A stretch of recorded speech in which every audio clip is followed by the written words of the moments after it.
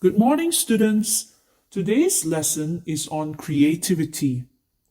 The title of the story is The Child Who Did Not Fail. Surely you have heard about the Braille system for those who are blind. But do you know the origin of the word?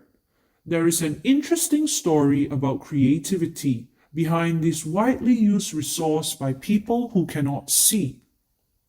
Approximately 200 years ago, there was a very bright child named Louis who lived with his parents in a small city in France. His parents had a small leather goods shop and he loved playing there. His father always warned him, "Son, do not touch my work tools. They are very sharp and you can hurt yourself."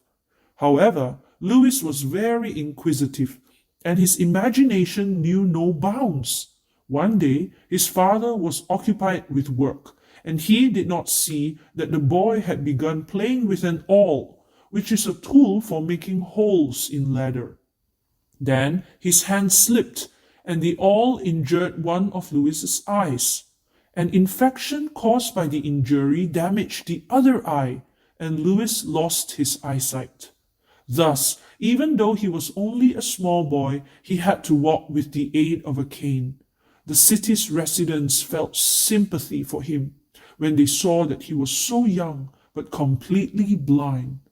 A few years later, Louis began to attend a school for blind persons in Paris.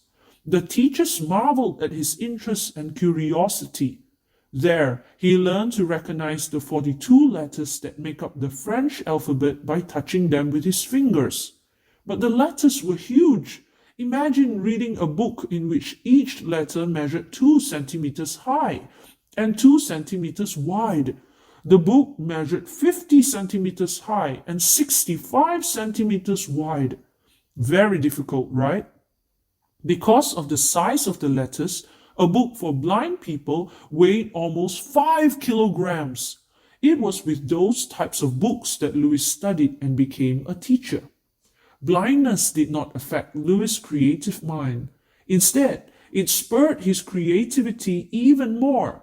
He learned to play the organ, which he played in church. He could not stop thinking about how he could build a more practical reading system for blind people. One day, he heard a discussion about a writing method called night writing. The dots and lines were marked over a thick paper and could be felt with the fingers. That day, Louis was so excited that he cried with joy. "At last, I have found a solution for the problem of those who are blind. This is it. This system can help us to read." He studied different ways of making holes and lines on paper until he achieved a simple system. Using 6 perforations in different positions, he created 64 different combinations. Each combination represented a letter, a small word, a punctuation mark, etc. Subsequently, Louis Braille wrote a book using the new reading and writing system known as the Braille system.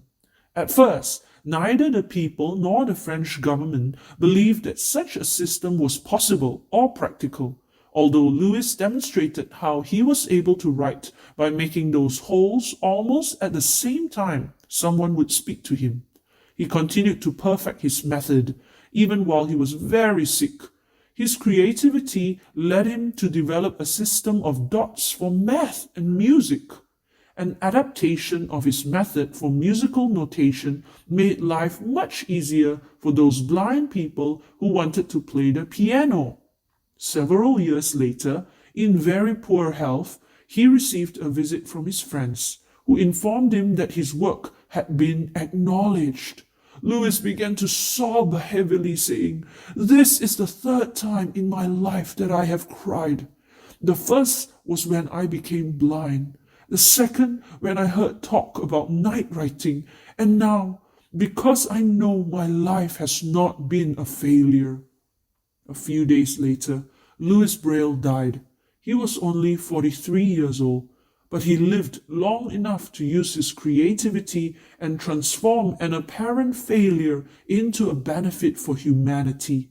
The home where he lived is now a frequently visited place. At the entrance, there is a plaque that reads as follows: In this house on January 4, 1809, was born Louis Braille, the inventor of the system of writing in raised dots for use by the blind. He opened the doors of knowledge to all those who cannot see. That's it for today, students. Hope you understood the story and learned its moral. God bless. Have a great day.